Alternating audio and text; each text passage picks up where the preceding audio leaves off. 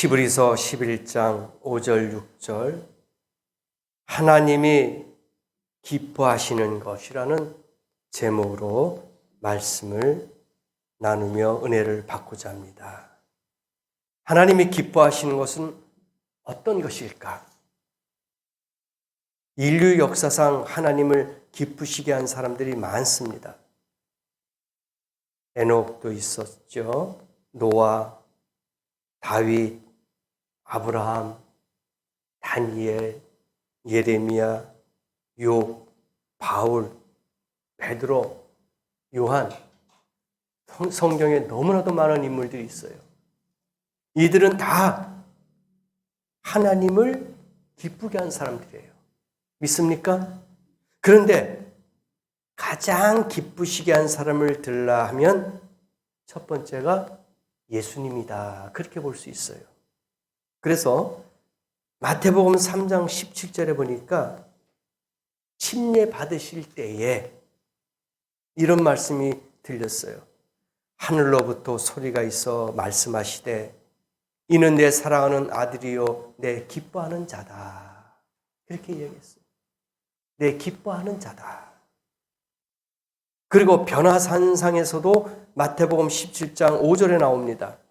호련히 빛난 구름이 그를 덮으며 구름 속에서 소리가 나서 이르되 이는 내 사랑하는 아들이요 내 기뻐하는 자니 너희는 그의 말을 들으라. 그렇게 했습니다. 기뻐하는 자다. 내 사랑하는 아들이다. 계속해서 그렇게 이야기가 나와요. 기뻐한다, 사랑한다, 기뻐한다, 사랑한다. 이처럼 예수님에 대해서 항상 아버지의 기뻐하시는 자라는 수식어가 따라다녔어요. 내 사랑하는 아들이다. 내가 기뻐하는 자다. 그렇게 계속해서 수식어가 따라다녔단 말입니다. 그 다음에는 누굴까요? 아마 오늘 본문에 나온 인물 바로 에녹이다. 그렇게 생각합니다. 에녹이 누굴까요? 무두셀라를 낳은 아버지죠. 65세에 무두셀라를 낳았어요. 그리고 300년 동안 하나님과 동행했어요. 그리고 365살까지 살다가 죽었습니다. 그러니까 우리가 숫자로 생각하면 1년이 365일이잖아요. 그러니까 암기하기가 좋아요. 근데 365년을 살았습니다. 참으로 장수했어요. 하나님과 동행했다 그랬습니다.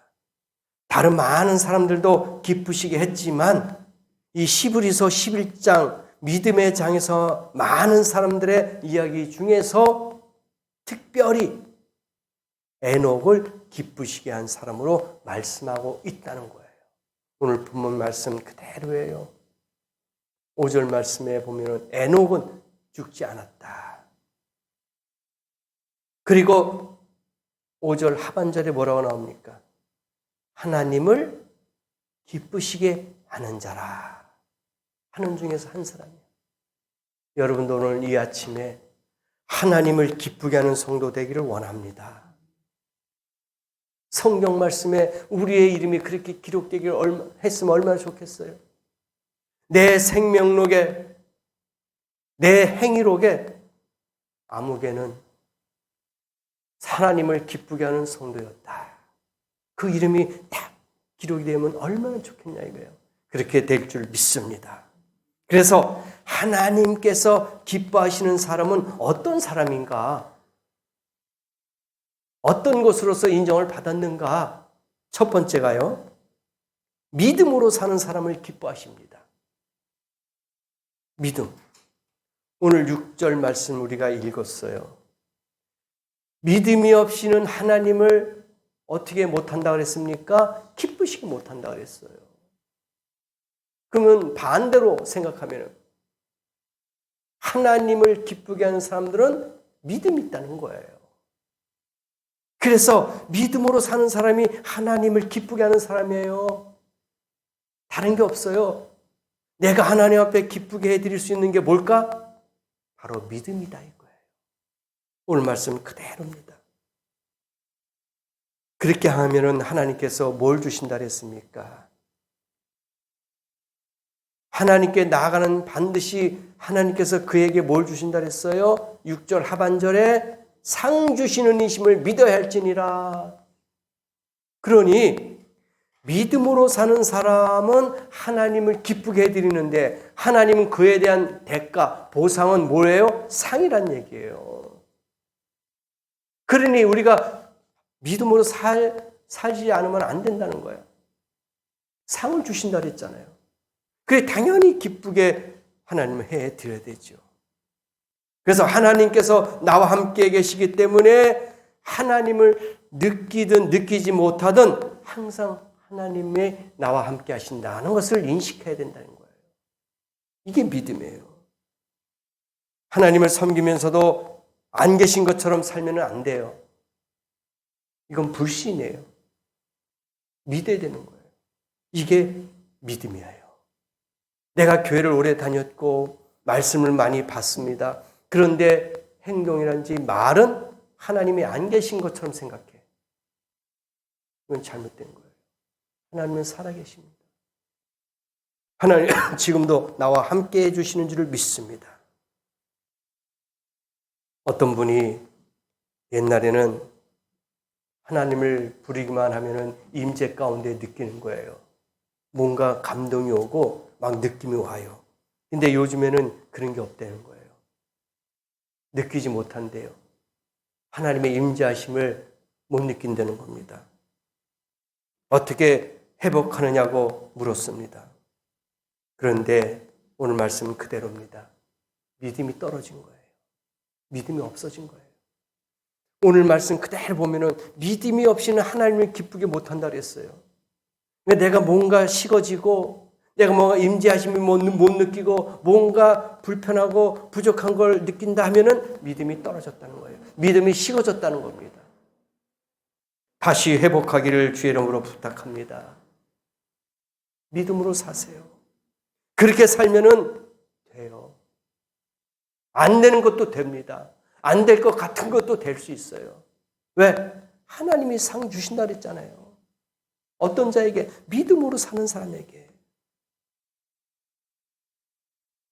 이 말씀을 답하고 덧붙이기를 이제 조금 다르다면 옛날에는 하나님께서 먼저 아신 채 했단 말이에요. 우리를 사랑했잖아요.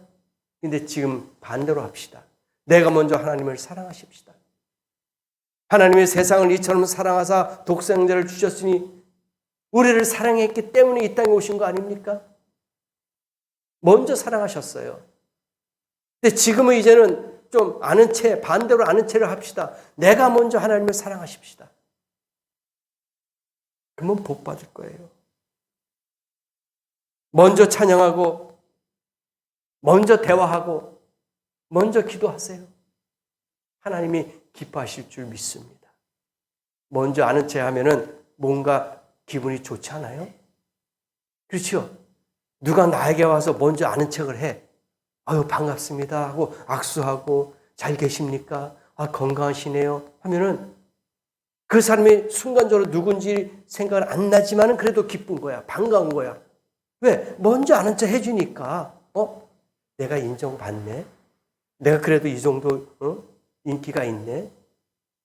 나에게 신임도가 있구나. 인지도가 있구나. 이걸 느끼잖아요.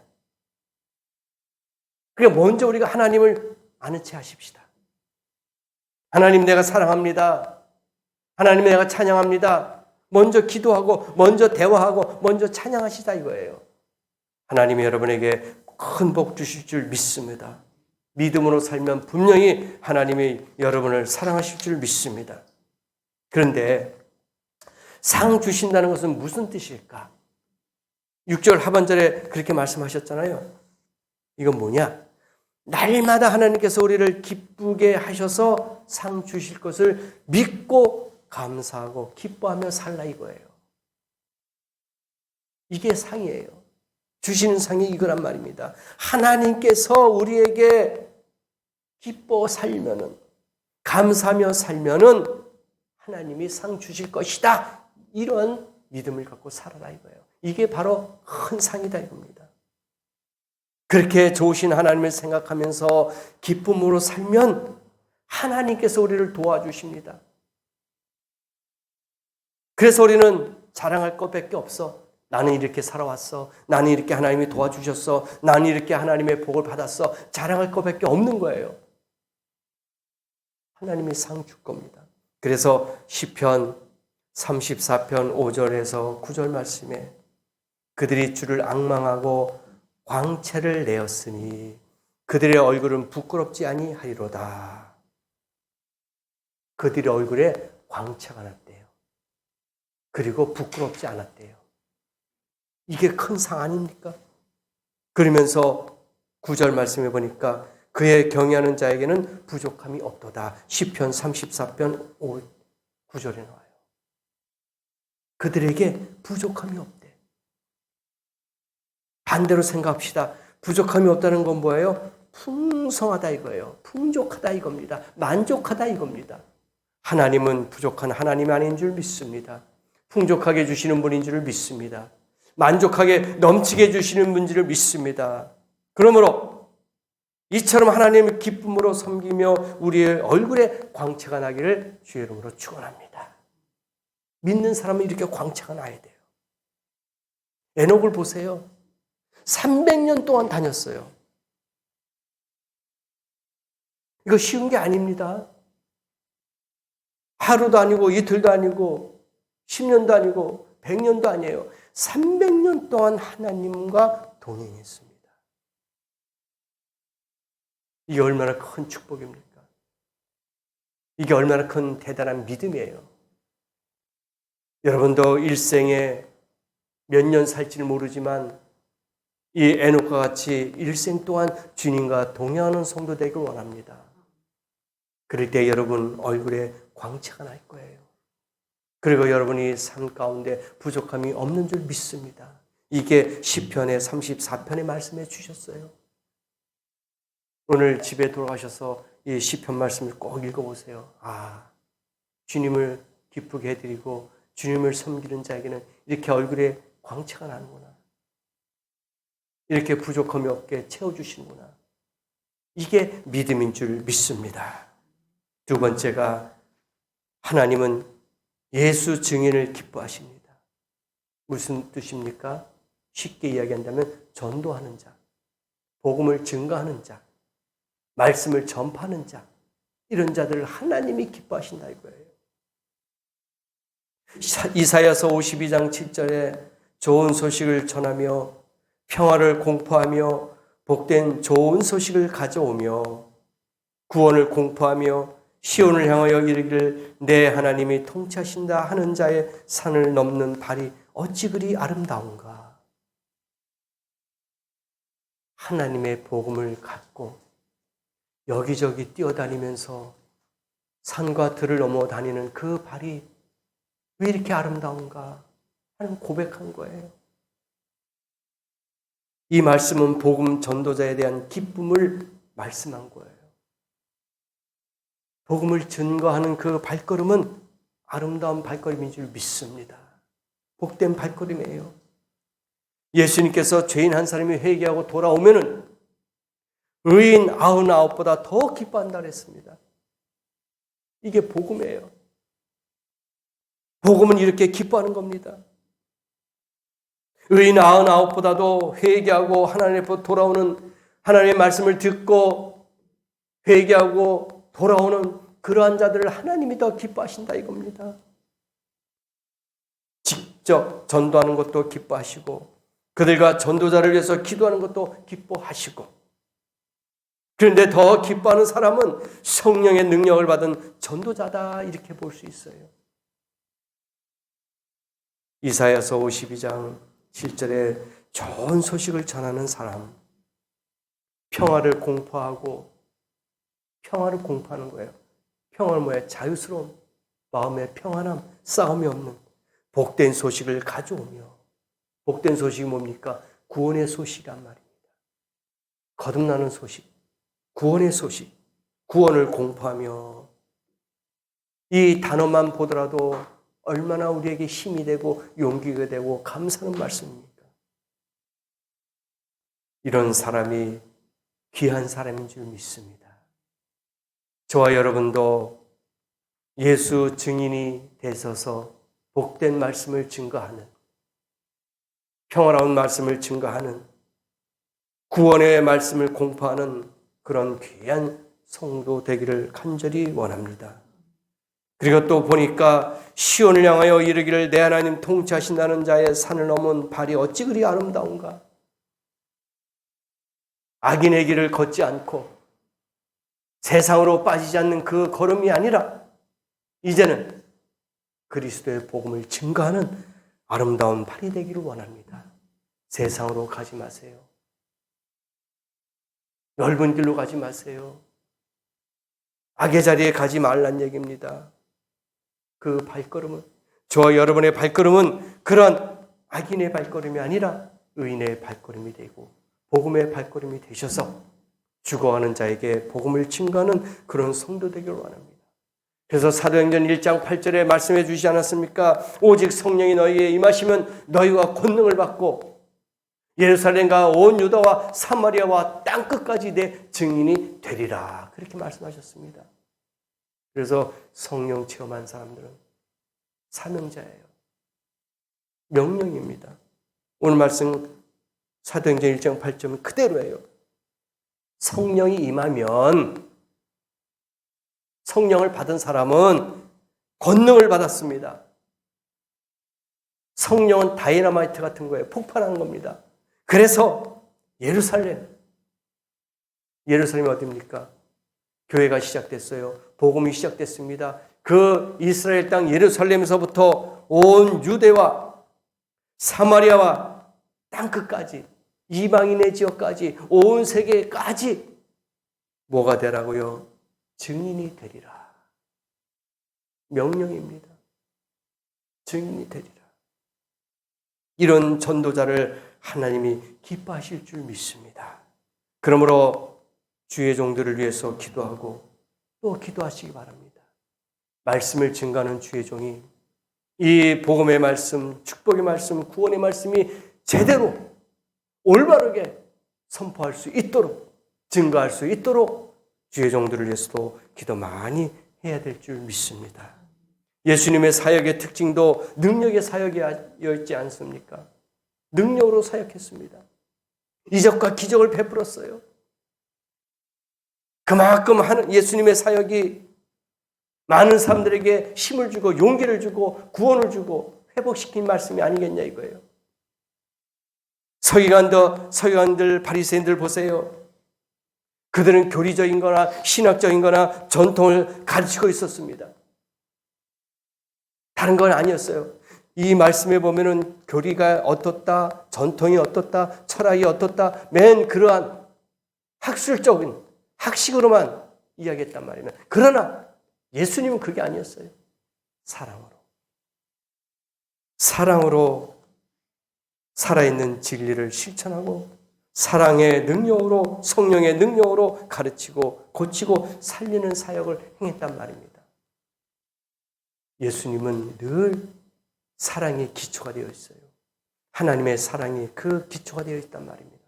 그래서 죄인들을 볼 때 불쌍히 여기는 마음을 가졌어요. 병든 자를 볼 때는 늘 불쌍하는 마음을 가졌어요. 그래서 그들을 치료하고 고쳐주고 회개시키고 악한 자들에게는 엄하게 했지만은 그러나 주님 앞으로 다가오는 자에게는 하나님이 그 마음을 갖게 하셔서 불쌍한 마음을 갖고 모든 사람을 치료한 줄을 믿습니다. 마가복음 9장 28절에도 제자들이 다가왔어요. 선생님, 우리가 왜 귀신을 쫓지 못했습니까? 분명히 예수 그리스도의 이름으로 명령하면 귀신이 쫓아간다 그랬습니다. 그런데 제자들이 아무리 했는데도 귀신을 쫓지 못했어요. 병든 환자를 치료하지 못했습니다. 그래서 예수 앞에 온 거예요. 글쎄요, 두 가지로 생각할 수 있겠죠. 따지러 왔는지, 그렇죠? 아니 왜 선생님 알려준 대로 내 했는데 왜 안 됐습니까? 이게 뭔가 잘못됐습니까? 하고 따지러 올 수도 있었을 거예요. 또 한 가지는 아니 이렇게 했는데 안 됐는데 다른 방법이 있습니까? 하고 찾아왔을 수도 있었을 거예요. 그렇잖아요? 분명히 제자들이 예수님을 따라다니면서 이적과 기적을 봤어요. 그러면서 너희들도 나가서 이렇게 하라. 예수 그리스도 이름으로 귀신한테 명령하고 쫓아낼 수 있다, 치료할 수 있다는데 안 된 거예요. 그래서 이 두 가지 문제를 가지고 왔는데 예수님께서 뭐라고 말씀하셨습니까? 마가복음 9장 29절에 나옵니다. 기도 외에는 다른 곳으로는 이런 유가 나갈 수 없다. 금식과 기도. 이게 밑바탕이 돼야 돼요. 기초가 돼야 돼요. 믿습니까? 이런 것이 없으면 안 된다는 얘기예요. 무턱대고 가가지고 예수 그리스도의 이름으로 아닙니다. 기도가 있어야 돼요. 기도 없이 어떻게 이런 기적이 나올 수 있습니까? 어떻게 금식하지도 않고 하나님의 능력을 받을 수가 있단 말입니까? 예수님께서 아마 너희가 어찌 나와 같으냐? 나는 하나님이다. 너희들과 틀리다. 그렇게 안 하셨어요. 그렇죠? 금식과 기도 외에는 이런 유가 나갈 수 없느니라. 그렇게 말씀하셨습니다. 우리들도 주님 말씀대로 하여서 능력 있는 예수 증인이 다 되시기 바랍니다. 그래서 말에나 일에나 다 뭐라 그랬습니까? 예수의 이름으로 하라. 기적을 베풀든 병든 자를 위해서 기도하든 무엇을 하든 다 기도. 예수 그리스도의 이름으로 기도로 해야 될 줄 믿습니다. 그래서 그런 기적과 이적이 여러분의 삶 가운데 나타나고 예수 증인이 다 되시기를 원합니다. 마지막 세 번째, 하나님은 진리 안에서 사는 사람을 기뻐하십니다. 진리 안에 있는 사람들. 요한복음 8장 29절에 나를 보내신 이가 나와 함께 하시도다. 내가 항상 그가 기뻐하신 일을 행함으로 나를 혼자 두지 아니하셨느니라. 혼자 두지 않았대요. 항상 기뻐했대요. 항상 함께 했대요. 진리 안에 있는 사람이 하나님이 기뻐하시는 자예요. 그래서 사도 요한이 요한 3서 1장 3절에도 이야기합니다. 내가 진리 안에서 행한다 하니 내가 심히 기뻐하노라. 진리 안에 너희가 있다고 하니까 내가 그 소리를 들었어. 그래서 내가 기뻐한다. 내가 내 자녀들이 진리 안에서 행한다함을 듣는 것보다 더 기쁜 일이 없도다. 야, 대단하잖아요. 얼마나 믿음이 좋으면은 그 소리를 듣고 진리 안에 있는 걸 내가 들으니까 내 지도자 입장에서 너무 기쁘다. 진리 안에 있는다 하는 것보다 더 기쁜 일이 없도다. 그렇게 고백한 거예요. 여러분도 진리 안에 거하는 성도 되길 원합니다. 요새 사이비 이단들이 얼마나 많이 있습니까? 잘못된 거예요. 돈을 뜯어내기 위해서 곤모술수를 쓰면서 사기치고 유혹하고 미혹하고 가스라이팅 같은 걸 하고 결과는 마지막 보면 돈과 연결되어 있어요. 아닙니다. 하나님은 그런 하나님이 아니에요. 하나님이 돈을 요구하는 분이 아니잖아요. 돈을 많이 드리면은 더 많이 복받고 더 많이 은혜 받고 천국 갑니까? 아닙니다. 하나님은 그런 하나님이 아니에요. 늘 하나님은 마음의 편한 대로 즐겨내는 자, 기뻐하는 자를 그렇게 사랑하시지 강제로 그런 믿음으로 할 수 있는 것은 하나님이 원하지 않는다. 그렇게 볼 수가 있는 거예요. 그래서 진리 안에 거하는 것, 바로 이 말씀이에요. 이 말씀 외에 벗어나는 것은 다 가짜다. 불법이다. 그렇게 보시면 돼요. 이 말씀이 우리에게 참 진리예요. 이 말씀 외에 가르치는 건 아닙니다. 잘못된 거예요. 사람의 목소리가 들어가면 안 돼요. 사람의 철학이 여기에 들어가면 안 됩니다. 있는 그대로 하나님의 말씀에 1.1핵이라도 빼거나 더하면 안 된다 그랬어요. 그런다면 천국에 하늘에 있는 천사도 저주받는다 그랬어요. 주의 종은 이 말씀이 있는 그대로 100% 전달해야 돼요. 빼거나 더하면 안 됩니다. 이게 진리예요. 성도들이 잘 됐다는 말도 기쁘고 건강하다는 말도 기쁘고 좋은 일이 생겼다는 것 기쁩니다. 그러나 더 기쁜 것은 하나님의 말씀대로 살고 있다는 말을 들으면 그보다 더 기쁜 일이 없는 줄 믿습니다. 성공하면 뭐예요? 출세하면 뭐예요? 돈 많이 갖고 있으면 뭐예요? 예수를 기뻐하는 삶을 살지 않고 있어요. 진리 안에 거하지 않고 있습니다. 그럼 어리석은 부자하고 똑같은 거예요. 근심 걱정하면서 하나님을 떠날 수밖에 없어요. 그러나 우리가 부족한 거 있다 할지라도 연약한 것이 있다 할지라도 진리 안에 거하면 그들이 하나님을 기뻐하게 하는 자들인 줄 믿습니다. 하나님이 기뻐하시면 모든 만사가 끝이야. 더 이상 없어요. 땡이란 말입니다. 그렇잖아요. 하나님이 기뻐하시는 일에 더 이상 뭘 바랍니까? 할 수 있는 게 아무것도 없어요. 엄청난 거예요. 하나님이 우리의 마음속에 들어와 계신다면 비로소 우리의 마음은 하나님이 기뻐하신 자가 되는 줄 믿습니다. 하나님을 모셔야 됩니다. 내 마음에. 그래야지 기뻐하는 자가 되는 거예요. 믿음의 크기는 곧 사랑의 크기다. 그렇게 볼 수 있어요. 내가 믿음이 얼마큼에 있느냐에 따라서 거기에도 사랑이 얼마큼 있느냐에 차이가 난다는 거예요. 믿음의 크기가 곧 사랑의 크기다. 확실히 맞는 말이에요. 얼마나 큰 믿음을 갖고 있냐에 따라서 얼마나 많이 내가 하나님을 사랑하느냐 그게 가름이 된다 이거예요. 큰 믿음을 갖고 우리의 사랑을 넓힙시다. 우리의 사랑을 크게 만들어 보십시다. 그래서 어릴 때는 자기밖에는 모르지만 자라면은 남을 생각하고 이웃을 생각하듯이 내가 믿음이 조금 있을 때는 하나님을 조금밖에 뭘 알았지만은 내가 믿음이 점점 커지면서 하나님을 많이 알게 된 거예요. 그리고 하나님을 믿음이 조금 있을 때는 조금밖에 기쁘게 못했지만은 내 믿음이 점점 커지면서 하나님을 더 크게 기뻐하게 하는 줄을 믿습니다. 이런 믿음이 우리에게 필요한 거예요. 오병이의 기적을 아시잖아요.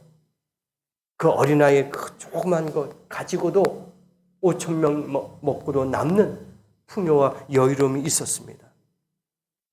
이것은 참으로 아름다운 일이 아닙니까? 기특한 일이 아닙니까? 이게 하나님을 사랑하는 넓이에요. 우리도 이와 같이 하나님의 사랑을 넓혀가야 될 줄을 믿습니다. 아버지를 가장 기쁘시게 한 예수님을 바라보시기 바랍니다. 그분을 본받을 뿐만 아니라 그 안에서 살면 우리도 하나님을 가장 기쁘시게 할 수 있는 그러한 믿음의 자녀인 줄을 믿습니다. 그래서 사도 바울은 내가 예수의 마음을 가졌다 고백을 했어요. 내가 예수의 마음을 가졌다. 오늘 여러분도 사도 바울처럼 나도 예수의 마음을 가졌다. 그렇게 고백하는 자신 있는 성도 되기를 원합니다. 그러므로 우리 모두가 늘 말씀으로 깨닫고 성령으로 은혜를 받고 예수님처럼 에녹처럼 바울처럼 요나처럼 하나님을 기쁘시게 하는 귀한 성도 되셔서 일주일 동안도 큰 복을 받고 에녹과 같이 동행할 수 있는 노아와 같이 동행할 수 있는 그러한 복된 성도가 되시기를 예수님의 이름으로 간절히 축원합니다. 기도하시겠습니다.